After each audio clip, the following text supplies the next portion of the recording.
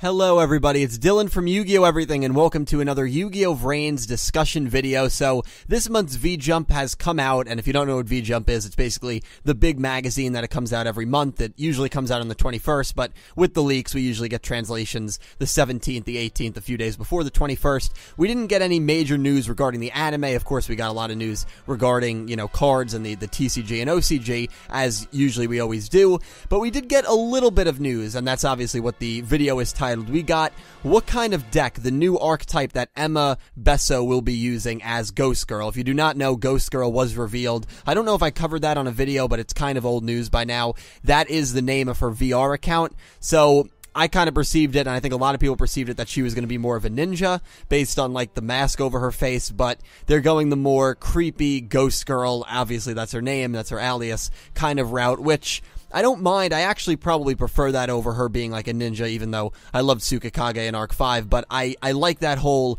creepy aspect, and based on what her deck looks like, she's gonna be maybe a creepy duelist, reminding me a little bit of like Bones from Duel Monsters, even though that guy was a bit of a fraud. But like we need just a creepy duelist, and Ema seems like, in the real world, such a pretty nice, appealing, easy to approach girl. But now in the VR world, she's some like really creepy VR duelist. I would honestly love that persona for her.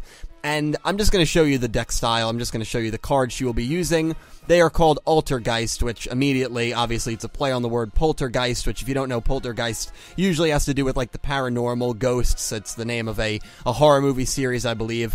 I don't know if Altergeist has an actual meaning. I looked it up. I couldn't find anything. So I think it's more of like a made-up word than anything else, or a word that just is not used. There was a horror movie named Altergeist, but apparently it was horrible, from 2014. So that is the archetype that Ema Bessho will be using.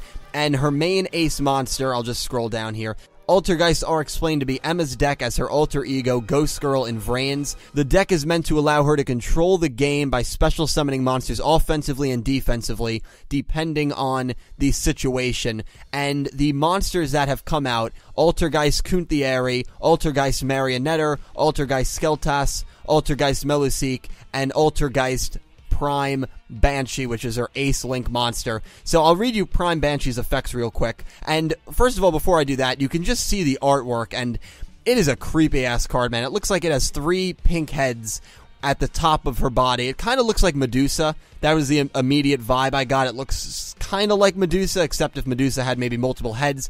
And the main reason I'm getting that connection is the 4 snakes that are coming out of her stomach or neck area. And then it looks like you have also heads on the top of the... I don't know. It honestly looks sick as hell. I love the design, and it is extremely, extremely creepy. So I'll read you the effect, and then I'll go over maybe the first duel I'd like to see Ema participate in, and hopefully you guys give all your thoughts down below, and let me know if you think this deck is going to be easy to play, if you think this deck is going to be really good when it comes out based on all the monsters. I'm not going to read all the effects. I'm sure most of you guys have done that. I will link the article down below, but you guys are obviously so much more knowledge than I am on the card game, so I leave that to you guys, and I just talk to you guys about it down below. One of my favorite parts of the channel is hearing about how these cards do affect the real life game. But here's the effect. You need 2 or more Altergeist monsters for the link. During the main phase, you contribute 1 other Altergeist monster, special summon 1 Altergeist monster from your deck to your zone this card points to.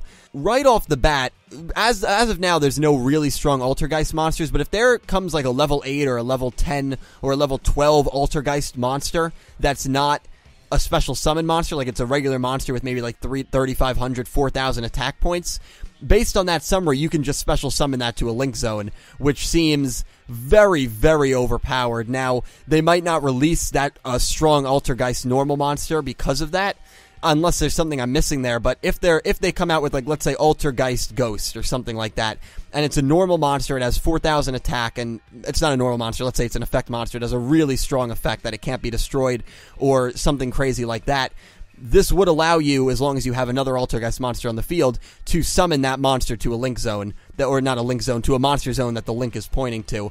So that seems very strong. As of now, there are no very overpowered, overly attack-powered Altergeist monsters, but they all have very good attack, and this is where we get the description that Ema will summon attack monsters and defense monsters based on the situation, because she can special summon any Altergeist monster she wants from her deck as long as she has another one on the field. So that is really cool. I can see that being a little tricky to use, but obviously it's the anime, and I'm sure Ema is going to kill it. Here, other effect: if this card is sent from the field to the graveyard, you can target an Altergeist card in your graveyard. Could be a trap, because we know Altergeist traps are going to be a pretty prominent thing with this deck, according to the Marionetta effect. Add it to your hand. You can only use the effect of Altergeist Prime Banshee once per turn. So I guess you can't summon an Altergeist monster, this monster gets destroyed, and then use it in the same turn, if it's all in one turn, to add a card to your hand from the grave. So an interesting card. Again, I love the design, and you guys please let me know if you think these cards are going to be really good. Here is a situation that I would love to see Ema duel. Another question: what do you guys think? Will Ema duel first, or will Revolver duel first? Because I thought Revolver was definitely going to be next up on the cards, but now that we're getting all this information about Ema's deck, even though we do have a good amount of information about Revolver's deck, I don't really know. But here's where I can see this going, maybe after the Aoi and Yusaku duel. Maybe because, and I know there's a lot of people who think Akira, cares for his sister. I think the community is pretty split on that half of the community feels that he cares, and, he just shows it in a different way, while myself and the other half feel that, there's still maybe, I personally think he's just doing it to save face. I think that, yes, I know what Aoi is doing is dangerous, but before these speed duels happened, she was still being an idol. She was doing the one thing that gives her enjoyment, and he wants to take that away from her. He could have said something along the lines of, stop doing speed duels, you can be an idol, that's fine. Speed duels are the danger here. It's not being an idol. It's not being, your account. It's not being Blue Angel. It's dueling in these high-stake duels where if you lose and you fall off your board, you can lose your life, apparently. So that's why I think he's doing it more to save face, because he doesn't want the public to figure out that, and maybe the board members too, that Blue Angel, one of the most prominent VR duelists, is actually his sister. Mainly because they can use that as leverage against him, the media and the upper echelon of Soul Tech. So how about this? After Yusaku defeats Aoi, we have a situation where Akira is infuriated with his sister that she went behind his back, or not even behind his back, that she went against his will and his command, so to speak.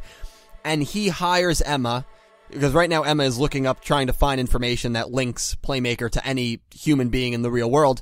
He hires Ema to scare the crap out of Aoi, to trap her in VRains in some, abandoned warehouse in some haunted mansion, and maybe he's able to, hack the system and put his sister's account there, and so she pops up when she enters VRains in some, haunted mansion, and we have our first master duel between Ema using creepy as hell monsters like this and Blue Angel. You have on one hand a very creepy Ema, a very creepy ghost girl, and on the other hand you have a very upbeat and positive Blue Angel, and just seeing those two mixtures combine in a very creepy setting like that, I think it would be really cool. I think that would be an awesome duel as well.